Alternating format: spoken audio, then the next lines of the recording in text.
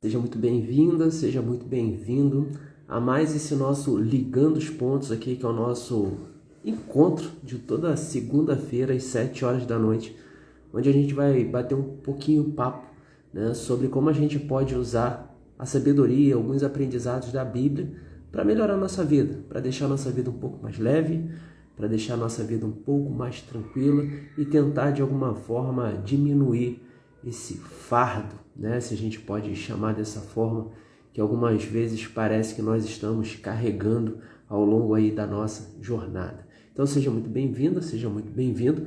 E hoje a gente vai estar falando um pouquinho sobre Tiago 5, orientações para o progresso.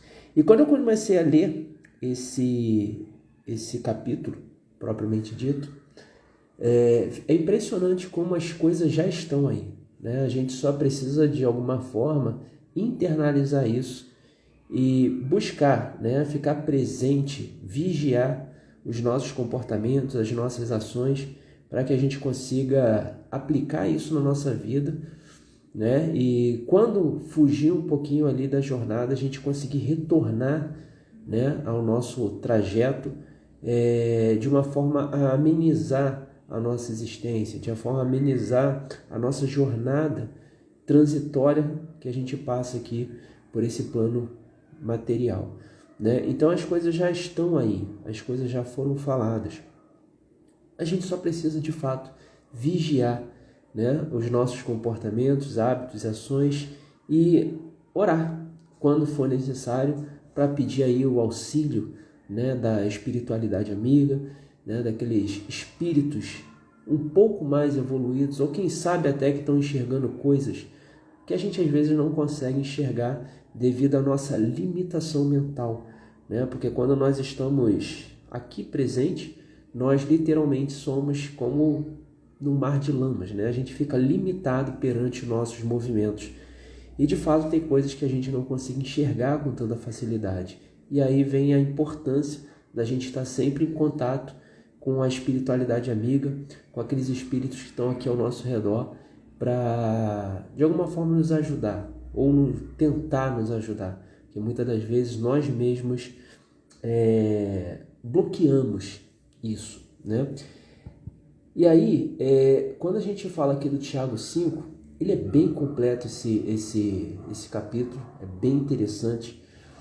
E a gente vai conseguir fazer algumas distinções de algumas crenças que nós estamos hoje, principalmente na primeira parte, né? Porque Tiago 5 ele é dividido basicamente em 3 partes, que são advertência aos poderosos, coragem no dia do sofrimento e orientações finais. E a gente vai estar permeando aí por esses 3 estágios aqui que o texto mostra pra gente. E o primeiro texto é um texto que eu vejo que algumas pessoas levam para um outro lado.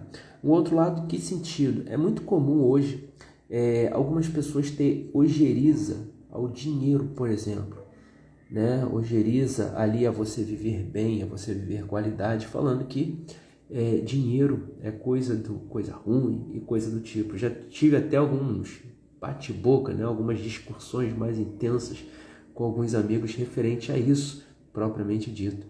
E eu compreendo da onde vem isso, né? E a forma como nós interpretamos algumas coisas pode nos levar a ter esse entendimento.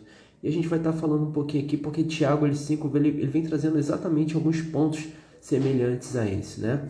Então vamos começar, vamos lá. Ele começa assim: e agora prestai atenção, vós os ricos, chorai e arrependei-vos, por quantas desgraças haverão cair sobre vós. Vossas riquezas apodrecem e vossas roupas finas desvaneceram, roídas pela traça. Vosso ouro e vossa prata, todos estão oxidados, e a ferrugem deles testemunhará contra vós, e, assim como o fogo, vos devorará a carne, tendo acúmulo de bens demais nesses últimos tempos. Eis que o salário dos trabalhadores que ceifaram os nossos campos e que vós desonestamente deixaste de pagar, está clamando por justiça, e tais clamores chegaram aos ouvidos do Senhor dos Exércitos. Tendes vivido regaladamente sobre a terra, satisfazendo todos os vossos desejos, e tendes comido até vos fartardes, como em dias de festa. Bom, aqui ele faz uma advertência aos ricos, mas ele condena todos os ricos? Não, né? Porque ele fala aqui, chorai e arrepender-vos, por quantas desgraças haverão de cair sobre nós. Vossas riquezas apodrecerão, e vossas roupas finas desfalecerão, ruídas pela traça. Vosso ouro, prata, né, estão oxidados, e a ferrugem dele testemunhará contra vós. E assim como o fogo vos devorará a carne. Tendes acumulado bem demais nesses últimos tempos. Mas ele traz aqui não o fato propriamente rico, propriamente dito de se você ser rico ou não. Mas a questão é o quanto de valor você atribui a essas riquezas, né? Porque nós fomos colocados nessa terra para nós usufruirmos dela. Simples assim. Lá em Gênesis vem falando sobre isso. Só que tudo vai depender da forma como nós fazemos, né? Então, é aquilo que diz em Mateus 6,24, né? É a questão, ninguém pode servir a dois deuses, né? Ninguém pode servir a Deus e a Mamon, né? E quando ele fala isso, ele está falando o quê? Ao você amar, a você se apegar a tudo isso. Então, o problema que Tiago vem falando, quando ele fala aqui, né, prestai atenção, não é as pessoas que são ricas propriamente dito. Todas as pessoas ricas vão arder no mármore do inferno. Não é isso. Pelo contrário. Dinheiro, quando bem utilizado, riqueza, quando bem utilizada, ela pode servir demais à humanidade. Então, se a gente pegar as pessoas íntegras que possuem dinheiro, indubitavelmente, né, essas pessoas são as que mais contribuem para o bem de todo, porque elas têm condições de alcançar coisas que às vezes as pessoas que não têm tanta riqueza ali podem alcançar. Então, nunca o fato é nada, sempre a intenção é tudo. E eu vejo às vezes que as pessoas pegam esses textos, elas descolam do contexto e generalizam. Ter riqueza é ruim. Não, pelo contrário, não é ruim. A questão é você se apegar a essas riquezas. E quando isso acontece, isso nos traz angústias. Porque a gente começa a duvidar de todo mundo, porque todo mundo está próximo da gente só pelo dinheiro que a gente tem. A gente fica querendo mais e mais e mais, e às vezes vai passar por cima daquela outra pessoa ali por ganância, né? Então, a gente precisa ter clareza de qual a intenção que está por trás da riqueza, ou da nossa riqueza, entende? Porque se você prospera de uma forma íntegra, de uma forma que você realmente usufrui ou usufrua da sua riqueza para o bem, maravilha. Porque aqui a gente está falando literalmente de quê? Intencionalidade. O como nós vamos usar tudo isso, tá? Então vamos deixar bem claro, por isso que ele fala aqui, né, a advertência aos poderosos, ou seja, é um sinal de alerta. É um alerta. Para quê? Para que essas riquezas não te dominem. Porque senão você serve a Mamon. Beleza? Percebe? Então a gente precisa deixar isso muito claro no nosso coração, para a gente também não deixar de lado, ou para a gente também não negar a prosperidade que nos cabe. Porque senão a gente acaba ficando travado, sem conquistas, sem realizações, e isso sim também é um motivo de trazer angústia, de trazer insatisfação para a nossa vida, tá? Então a gente precisa deixar isso muito claro, a gente precisa ser muito pontual e ficar muito presente para tudo aquilo que sai da nossa boca, para a gente não negar o fato, porque o fato nunca é nada, a intenção sempre é tudo, beleza? E aí ele continua, né? No 6. Condenai e matais os justos, sem que eles tenham vos oferecido qualquer resistência. Então, olha só, essas pessoas que eles falam, para se alertar, ele fala, condenai e matais os justos, sem que eles tenham vos oferecido qualquer resistência. Então, ter riqueza, ter prosperidade, não justifica de você, como ele diz aqui, condenar e matar os justos, sem que tenha oferecido qualquer resistência. Beleza? Então, só para a gente fechar essa contextualização. E aí a gente caminha, né, no terceira fase, a segunda fase aqui, coragem do dia do sofrimento, e ele continua no versículo 7. Né? Então ele fala aqui, portanto, meus irmãos, sede paciente até a vinda do Senhor. Observai como o lavrador aguarda o precioso fruto da terra, esperando com paciência. Leandro, seja muito bem-vindo, meu irmão. Prazer ter você aqui, parceiro. Cadê?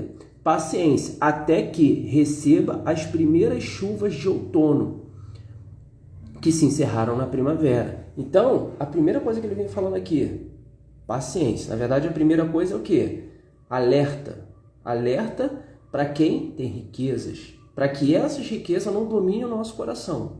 Não é para você abominar a riqueza e todo mundo que é rico e próspero, né, vai arder no mármore do inferno. Não, não é isso. É para a gente não deixar o nosso coração nessas riquezas, porque senão, assim como os metais, ele vai oxidar, assim como nós. Beleza? Então, primeiro. E aí, no segundo, ele vem fazendo aqui, seja paciente.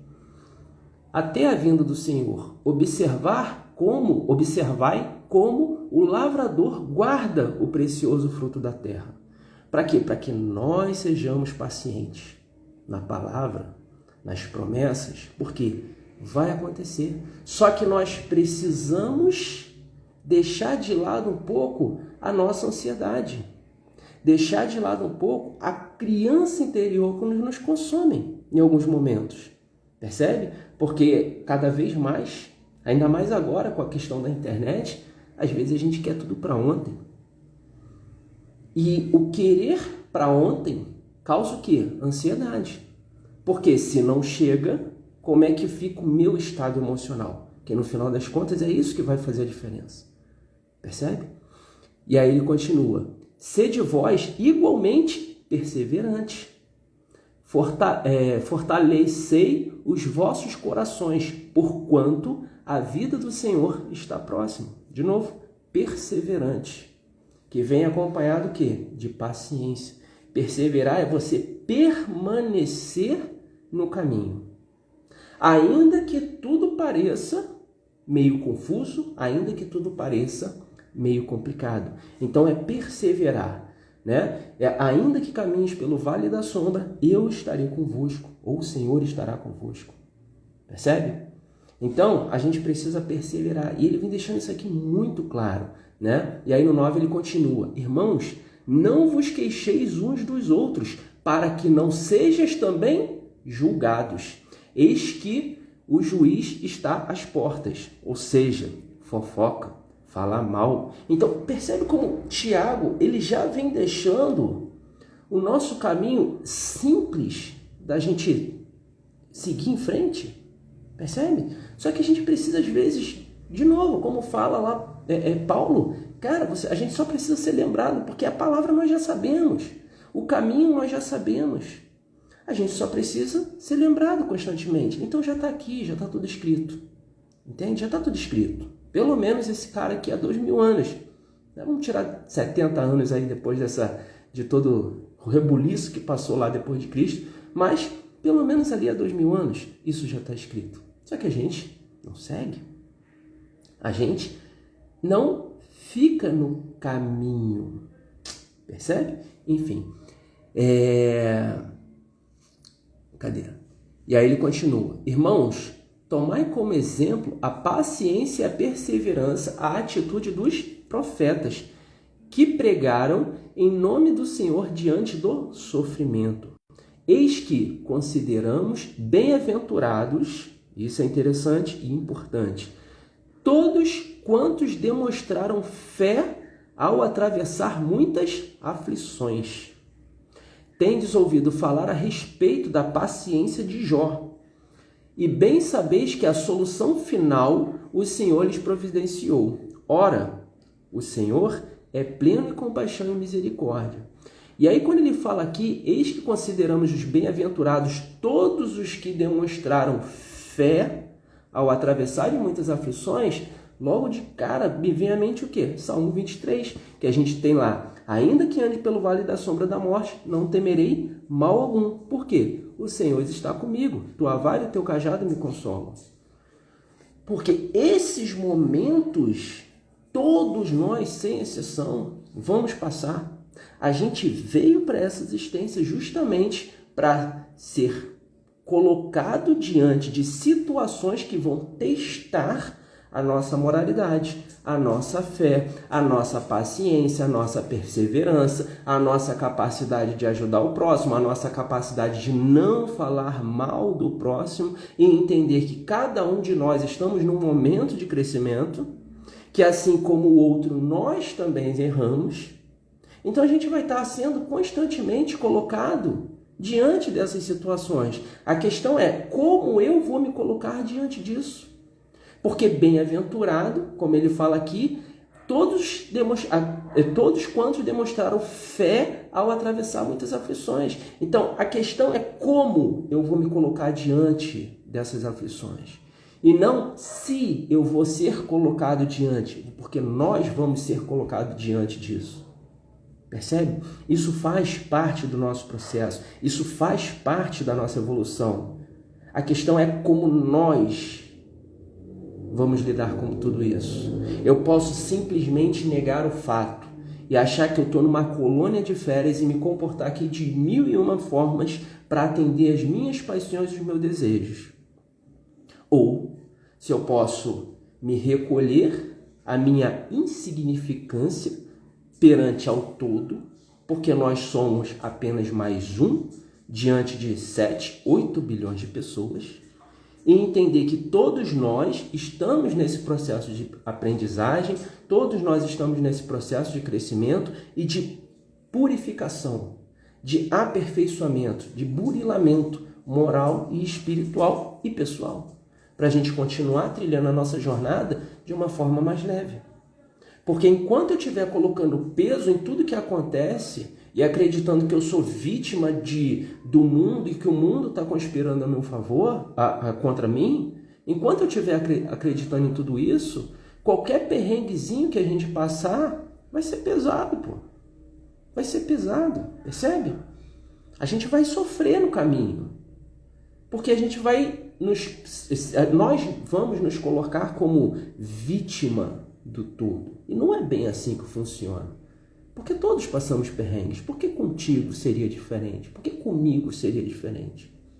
Entende? Então o problema todos nós temos. A questão é como nós vamos nos colocar diante deles. Porque aqueles que atravessam esses perrengues e que demonstram fé, esses são bem-aventurados, como diz aqui Tiago. Percebe? E aí ele continua aqui. Versículo 12, ele já começa a dar algumas orientações finais, né? Contudo, meus queridos irmãos, não jurareis nem pelo céu, nem pela terra, tampouco faça qualquer outro julgamento.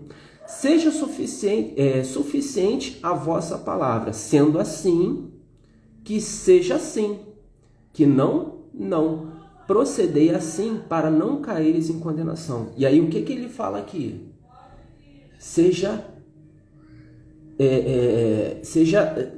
Fugiu a palavra agora, mas você seja ético na sua palavra, você seja íntegro, seria essa palavra que veio agora, que você seja íntegro na sua palavra. Você não precisa jurar para nada. Eu juro que eu vou fazer isso para você. Por quê? Por que você precisa jurar? Porque se você está jurando é simplesmente porque você está colocando a própria palavra à prova, entende? Se você falou que vai fazer, faz. Assim como, se você não for fazer, fale que não vai fazer. Só que aí a gente entra numa outra questão, que é a dificuldade que nós temos de dizer não, mesmo que às vezes o sim, que deveria ter sido não, nos prejudique. E às vezes a gente se compromete, às vezes a gente dá a palavra para alguém, de alguma coisa, e às vezes são coisas bobas, são coisas mínimas, mas a gente faz contra a nossa própria capacidade de cumprir com aquilo ali. E isso prejudica. De novo, o fato não quer nada, a intenção é tudo. Então, se você fala um não do coração, porque você realmente não tem como honrar com aquilo ali, tá tudo bem. Percebe? Se a pessoa ela vai levar aquilo ali de forma negativa ou não, isso faz parte do aprendizado dela, não do seu. Entende? Então, quando ele fala aqui da integridade, que sim é sim e não é não, não importa. Porque você não precisa jurar por nada, você só precisa ser íntegro aquilo que você está falando, aquilo que você está propondo. E se você não tiver como se comprometer com nada, independente do que seja, mesmo que seja nos detalhes, não se comprometa, ponto. Percebe? Mas a gente precisa ser íntegro. A nossa moralidade é acima de tudo. Por isso que a gente precisa sempre o quê? Vigiar e orar. Vigiar, orar os nossos comportamentos, as nossas falas, as nossas ações, porque a boca fala aquilo que o coração está cheio. Entende? Simples assim, tá? E aí ele continua aqui. Está alguém entre vós sofrendo? Faça uma oração. Há alguém encorajando entre vós? Cante louvores. É a única coisa que a gente pode fazer. Entende? Se alguém está sofrendo, a gente pode e deve ajudar dentro da nossa própria necessidade, da nossa própria capacidade. Agora, aquilo que a gente não tem como fazer, faça uma oração por essa pessoa. Por quê? Porque a gente vai emanar energia e toda espiritualidade amiga vai interceder também por ela. Percebe? Então a gente precisa ter consciência da até onde nós conseguimos erguer os nossos braços. Porque senão nós caímos em aflição. Percebe? Nós caímos em aflição.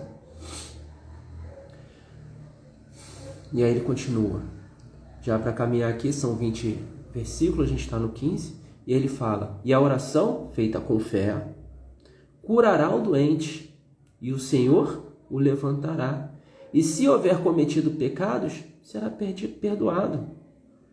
E a oração, feita com fé, feita de forma intencional, feita do coração, não aquela que a boca fala. Percebe? Muita gente só fala. Muita gente só canta vitória, só canta louro, só faz pedido para que resolva os seus problemas, mas também não quer fazer por onde. Não, não é isso. Isso não vai acontecer.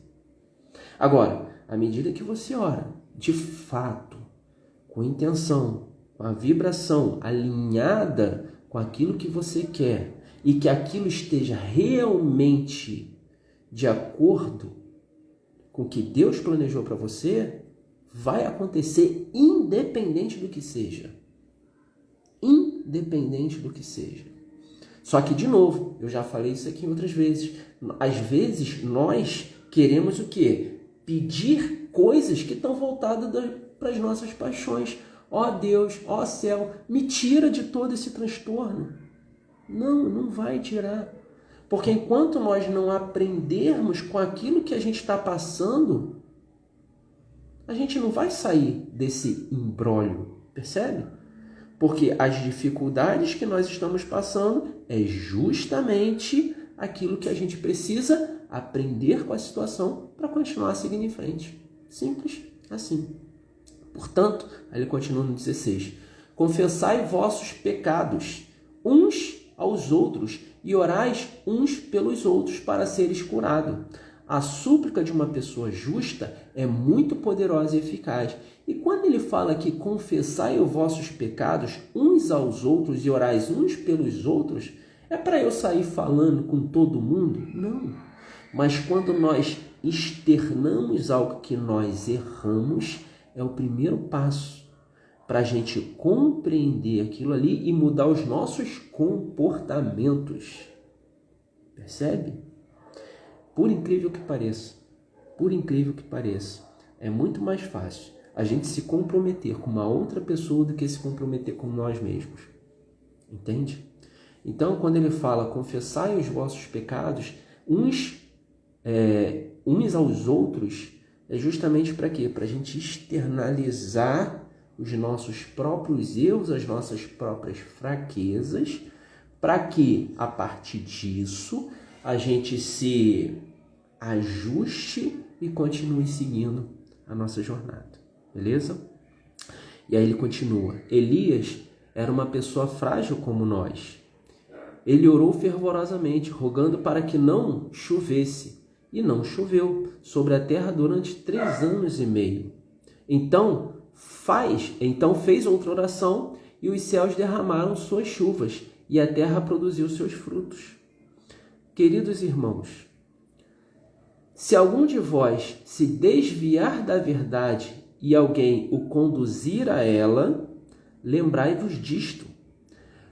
Quem ajuda um pecador e se arrepende do seu mau caminho, salvará da morte essa alma e contribuirá para o perdão de uma grande multidão de pecados.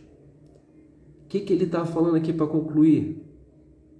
Em poucas palavras: amai uns aos outros como eu vos amei, ou amar a Deus acima de todas as coisas e ao próximo como a ti mesmo. Ou seja, é um amor em unidade, onde nós entendemos o contexto que cada um de nós passamos e compreendemos que o outro, assim como nós, somos falhos.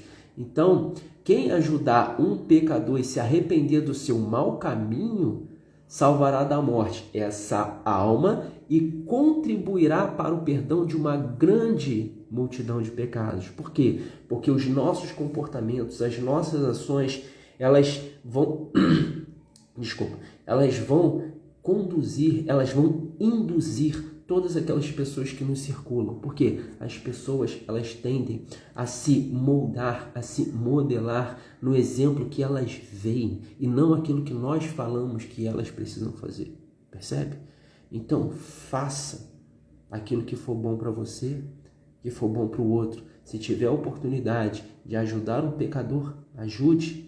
Ame ao seu inimigo. Entende? Porque é como você se comporta, como você se porta diante das situações que vai fazer toda a diferença para você. Bom, espero que esse bate-papo realmente tenha feito sentido para você. Espero que as palavras de Tiago possam ter te dado orientações aí, ou a orientação que você precisava para melhorar ainda mais essa tua jornada e seguir em frente de uma forma mais leve, mais simples, para que você seja também conduzido ao melhor caminho e possa usufruir de uma vida plena, de uma vida próspera e de uma vida leve, como nós todos, sem exceção, merecemos, tá bom? Te desejo muito sucesso, beijo no coração e até a nossa próxima live, nosso próximo bate-papo. Até mais, tchau, tchau.